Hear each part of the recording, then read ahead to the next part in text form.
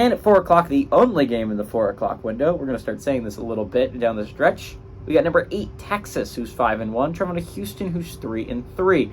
Texas favored by 23.5 points on Fox. Quinn Ewers has gone 128 to 184, thrown for 1,704 yards, 11 touchdowns, 3 interceptions.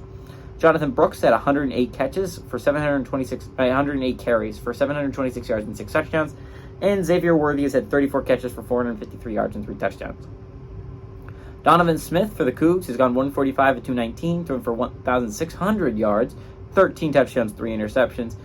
Parker Jenks has had 47 carries for 242 yards and 3 touchdowns. And Samuel Brown's had 37 catches for 549 yards and 2 touchdowns.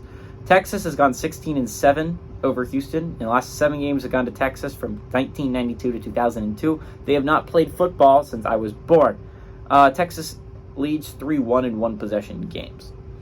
So, what I think is really interesting here is the opinion on Houston is flipped on a dime, right? Because this used to be a Houston team, everyone's like, wow, their transition is going rough, right? Just flipped on a dime. Everyone's talking about Houston now like this is actually a good football team.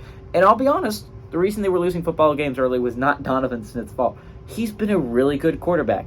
Like, I can say that I feel like about most teams in the Big 12 where I don't feel like it's the quarterback's fault. They've been doing good things. Donovan Smith has been playing good football.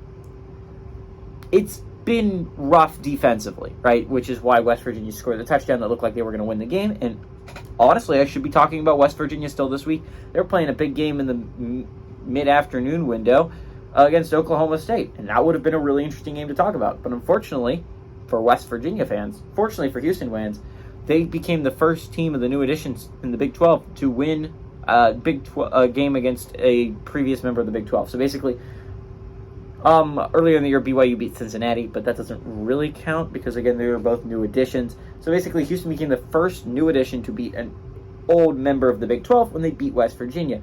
This is a good Houston team. Is it a great Houston team? No, and they're coming off a very big win against West Virginia at home. It's really cool, but this is Texas, right? This is the Longhorns are coming in. They're coming off a bye. They had 2 weeks to get ready for you. And they're going to be mad, right? The last time they played football, they lost a heartbreaker to Oklahoma, their rivalry game, the Red River rivalry. Your chances to mess up now are 0 if you're Texas, if you hope to make the playoffs.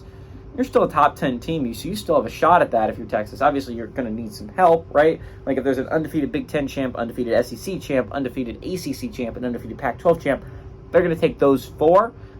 But you just need a little bit of help with either Georgia losing or UNC or FSU crumbling, one of those two crumbling down the stretch and the other one just beating the other one, or Washington to lose a game. It's not crazy stuff that needs to happen. But if you're Texas, you no longer have your playoff destiny in your hands, which kind of sucks if you're a Texas fan. But Texas is going to be mad. They're coming off a bye. They had a long time to get ready for this. Give me Texas to go on the road and beat Houston. I think they beat Houston handily. Give me Texas to cover on the road.